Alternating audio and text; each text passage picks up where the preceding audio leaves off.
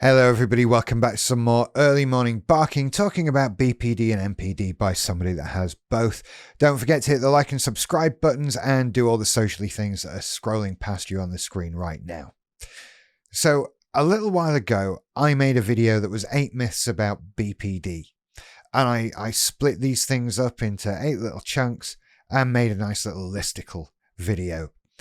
And I've just tried to do the same for NPD. And it doesn't work at all. It's a really bad idea, actually. It's difficult to talk about things and separate them out so much. So I'm afraid instead what you're going to get is me sort of talking at you for 20 minutes or so. Hopefully it won't be too bad. I have to start at the beginning. There's a lot of use of the words all, every, and narcissist out there. And I don't really like any of those words. You see, first of all, let's deal with narcissist. There's no such thing as a narcissist. It's not a thing. It's not a term, really. It's not a clinical term. There's no such thing as being a narcissist. There is such a thing as having NPD, which is narcissistic personality disorder, one of the cluster B personality disorders. But there's no such thing as being a narcissist, or indeed narcissism. It's a term that is just thrown around all the time on the internet now. Oh, you're such a narcissist. No, you're not. Nobody is. There is only people with NPD and people without NPD. As I've talked about in previous videos, some people might have behaviors that line up with the narcissistic traits of NPD. But that doesn't make them a narcissist, because nobody is. In order to have NPD, it's just like BPD. There are 9 traits and you need at least 5 of them over a prolonged period of time to actually be considered to have NPD. You might like posting Instagram pictures of yourself in a bikini or whatever. That doesn't mean you have NPD. And it certainly doesn't mean you're a narcissist, because once again, nobody is. There are only people with NPD. So as we're making a person with NPD, we have this giant mixing bowl in front of us and we have a choice of 9 ingredients. And we're going to put 5 of them in this. And that means we could make 126 different people with NPD before we got to the same. Using the words all and every to describe us doesn't cut it. No more than it does for using those words for people with BPD. We are so not all the same. And even if we have similar traits, they may come out of us in slightly different ways, in different areas of our lives. Mine was mainly concentrated in work-based things, a professional life, not so much on the romantic side of things. For others, it might be the other way around. For some people, it might be both. It might be more than that. I can only talk to my own experience, really. But what I'm trying to say is there are so many different ways of doing this that you can't say we all do it the same way. And unlike BPD, NPD comes with this little extra treat sometimes. Because while we're mixing up all of our different NPD ingredients, there's also a little bottle of hot sauce over on the side labeled psychopathy. And you can put none of that in, or you can just pour the whole damn lot in. You can put as much of that in as you want. And the more of that you put in, the spicier and more difficult to eat this cake becomes. It's not making it better. And it sort of changes how all these ingredients interact with each other. So again, you could take 2 people that had the exact same traits, but one of them might just be full of psychopathy. And those traits are going to come out in very different and darker ways to somebody without the psychopathy. I like to think I don't have any of the psychopathy, right? That's the That's the real not caring stuff. That's the real lack of emotion, can hurt people, doesn't care if they do kind of stuff. I don't have that. I'm very lucky in that sense. Some people with NPD do, as I've heard it said. All psychopaths have NPD. Not all people with NPD are psychopaths. So we can't be described in the same way. We can't necessarily all be lumped together all that easily. And when I was putting together myths about NPD, the word all and every and narcissist comes up in all of them. And that kind of means you can just dispute all of them straight off the bat. Well, I don't do that. So not all narcissists do that. Therefore, that's it. And could you say all people with NPD? That would be more correct. And I still slip up when I say it. Part of why I'm happy to re-record the last video I had that didn't work was I kept saying narcissist a lot because I'm just so used to it. It's just such an interchangeable term for somebody with NPD. And that does my head in so much. So all of these myths don't apply to all of us. Nothing applies to all of us other than the fact that we technically have NPD. We can't be grouped together. And so what that makes difficult for people without NPD who are trying to interact with us in some way is it makes us a little less predictable. There's no such thing as, well, I've dealt with somebody with NPD before, I can deal with you. It could be a completely different experience. These traits could come out in completely different ways. It's not a predictable thing. And I understand that it would be great if it was. Heck, it would be great for us if it was. But it's not. And we have to move on from the all and every before we start addressing the individual things that we apparently all do or don't do as part of these myths. They all follow a sort of theme. And they all show just a lack of understanding of what's actually going on. Up front, you get a lot of people with NPD are very self-confident, are very outgoing, are very manipulative because of that self-confidence, very charismatic, very charming. And to some extent that can be true, but only on the surface.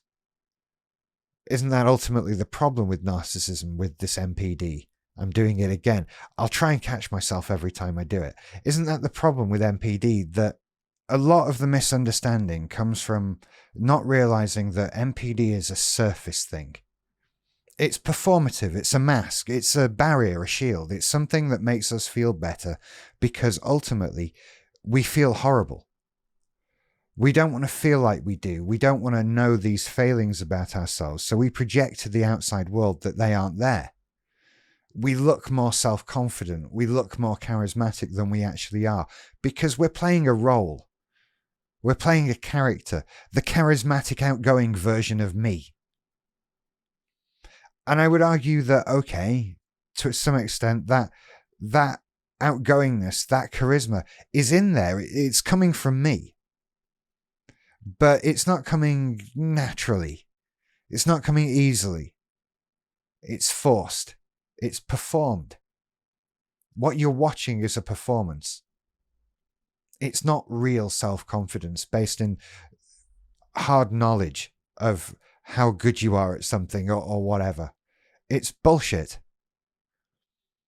And so, once again, are we really self-confident and all that sort of thing? No.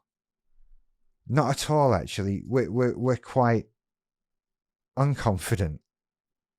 It's all fear-based. It's all wanting to be seen as better than we are. So we come across as charismatic and self-confident. We come across as being superior or feeling superior. And that is a trait. Look, feeling superior to others, that's right there on the list. That's a thing some of us do. But do we really believe that we're superior to others? See, I have that trait. That's one of mine, right? That believing that I'm in some way above everybody else. And sometimes the inner monologue is screaming so much that it's true. It's like a reaction, a reflex to just feel above somebody. But I don't believe it. I believe it, but I know it's not true. And I try to live my life in a way that isn't affected by this belief because I don't really believe it. This is a really weird thing to explain to you. That you can both believe something and not believe it at the same time. But that's where this feeling of superiority lands. Especially when you're becoming self-aware and you're analyzing these traits that you have and seeing how they play out and how they affect your behavior and that sort of thing. You can start to analyze and say, well, I feel this, but I know I shouldn't. I know I shouldn't feel superior to others. I have no reason to. I'm not superior to others. I'm just a person like everybody else is. We're all just people. Nobody is actually superior. But I feel like I am. But I know I'm not sometimes. So is it possible to say that I believe I'm superior to everybody? It doesn't feel that easy to say that. It doesn't feel all that correct to work on that basis. I don't truly believe it, except when I do. But I don't always, just sometimes. It's such a ridiculous thing that we're all super self-confident and motivated and driven and able to manipulate people. If I were able to manipulate people as easily as I'm supposed to be able to manipulate people, apparently, according to the internet, this would not be my life. This would not be my existence. I would not be sat here on YouTube talking to you lot. I'd be doing something much better. Probably not in Yorkshire. Probably somewhere warm. Probably with a lot of money and whatever. But I'm not a master manipulator. I can't make people do what I want. I can't get what I want out of every single human being I encounter. Because I'm not self-confident. I'm not superior. I'm not controlling. I'm not manipulative. And if I tried, am I really that good at it? See, that's the other thing. It's not just people with NPD are manipulative. The myth is that people with NPD are master manipulators. That we're so good at it. It just comes naturally to us. Does it fuck? Yeah, some people with NPD are really good at manipulating other people. That's very true. That's a fair comment. But lots of people without NPD are also very good at manipulating people. Marketing is a thing. Right? Manipulation isn't necessarily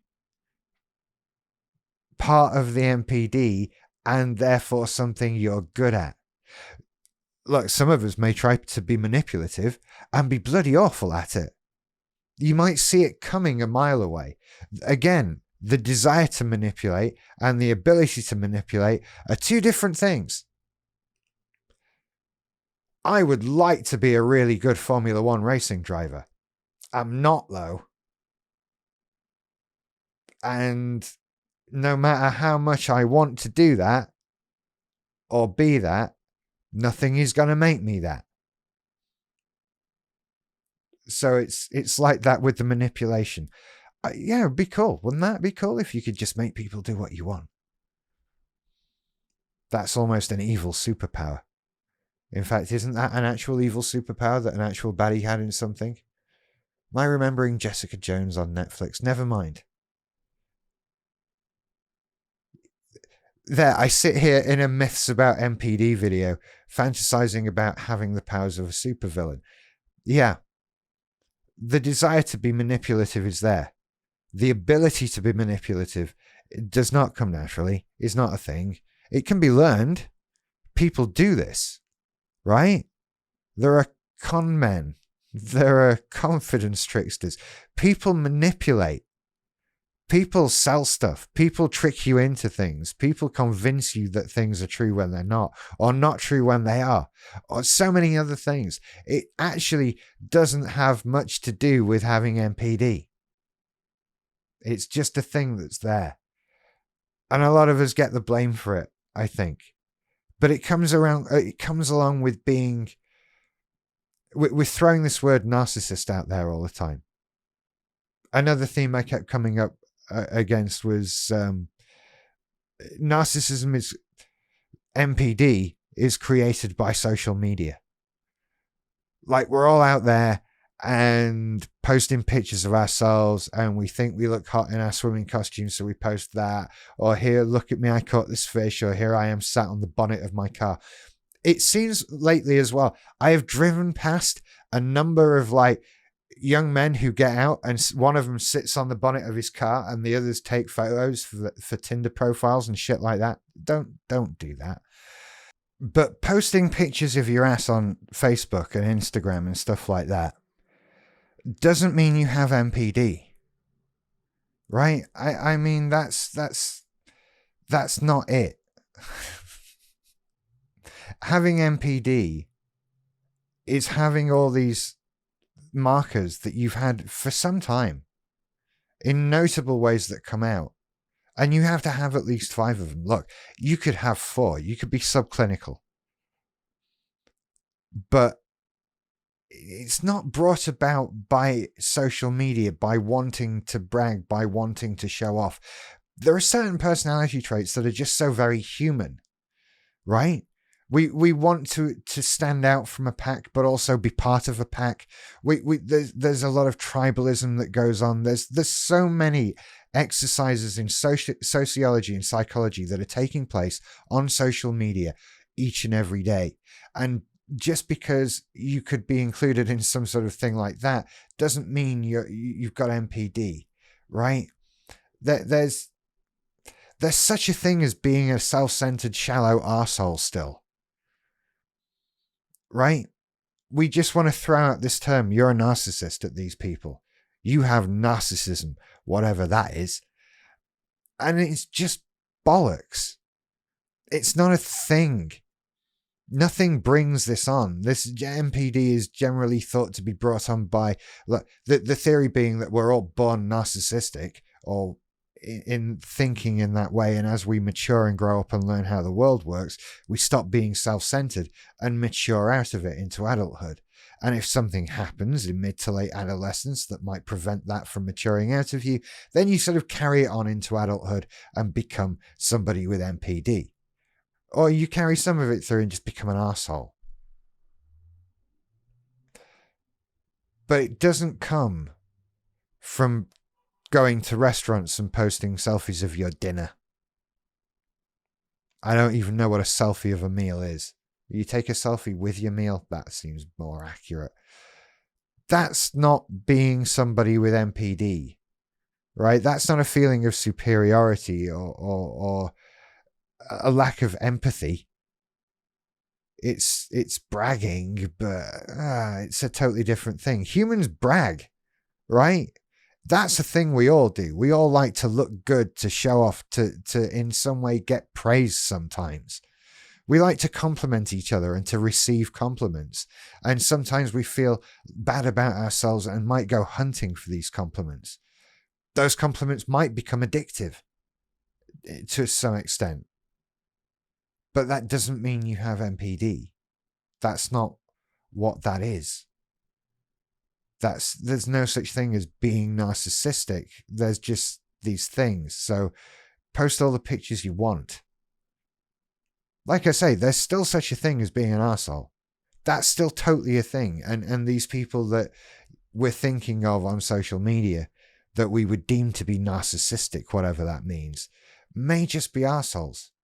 They may just be people struggling with self-confidence, wanting to feel better about themselves. They may not have a lot else going for them. There's so many factors involved in why people do things. And to just automatically blame social media for NPD, and the actions of others for sort of creating that NPD doesn't really make much sense. It doesn't hold much water. So there are all these myths, and none of them make any sense once you really start looking at it, once you start digging down. If you realize that we're not all the same, that we're all not only not the same, but so drastically different sometimes, and that these feelings come from a place of fear and regret and despair and self-pity and self-hate and all of these things, that they're a barrier. We're performing self-confidence. We're performing happiness and superiority. We don't really believe we're superior because we know we're not. We know we're just like everybody else, but we actually think we suck a bit more than everybody else. And that's why we're trying to look better than we are. We don't necessarily intend to hurt. We're thoughtless. We're motivated by our own internal feelings. And some of us lack that empathy to consider what other people are feeling. But we're not monsters. We're not evil people that are out there trying to destroy the world and bring harm about. We're not trying to upset people and just be out for what we can get from everybody at every moment, at every turn. Some of us do some horrible things because some of us are really very poorly. And I'm not trying to excuse those actions or say that they don't occur. But we can't say that we all do them, that these actions are guaranteed. Because they're far from that. Just because you've seen somebody with NPD do something doesn't mean you're going to see another one do that, perhaps ever. There are so many things I've seen online that tell me all narcissists do this. I'm like, am I a narcissist? What is that? And you look it up and the internet tells you there's no such thing. There's just people with NPD. You're like, all right, well, I have NPD. But I don't do those things that lady on the YouTube video talked about. So what the hell is going on? One of us is wrong.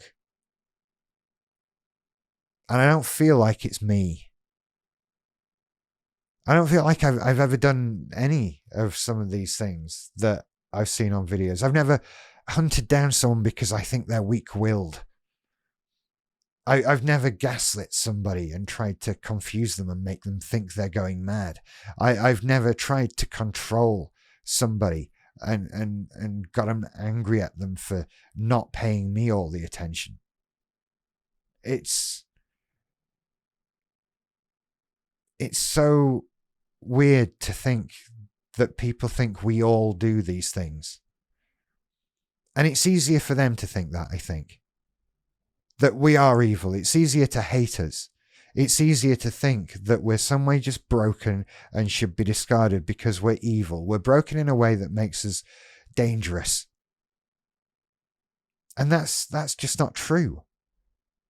Even the ones of us who might be in some way dangerous or more prone to the darker side of all of these traits isn't necessarily an evil person. They're not well. And it becomes harder to hate somebody for the things that they've done if you have to see them as somebody who's not well. And I don't know what I would say to somebody who's going through that, because I know these things hurt.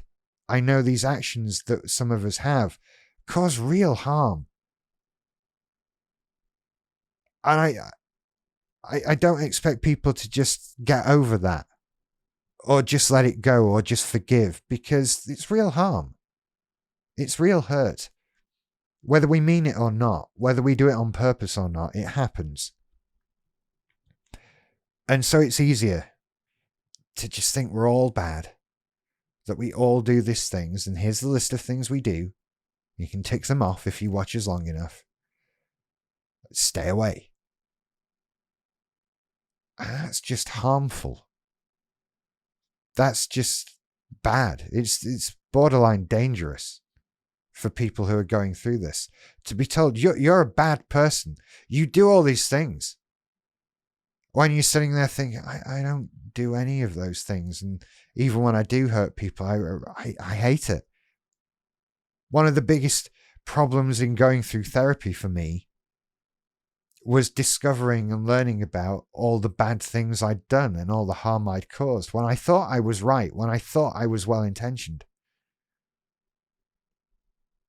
And to be told that I'm bad by the rest of YouTube because I've done bad things, that I'm inherently evil and should be forgotten about and gotten rid of.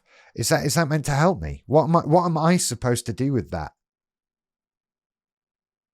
I haven't figured out yet.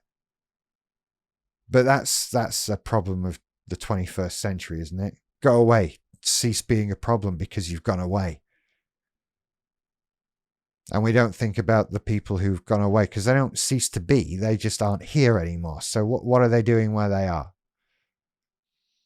I appear to have gone off on one a bit at the end. The upshot of this is there are so many myths. And so much wrong information comes from bad sources.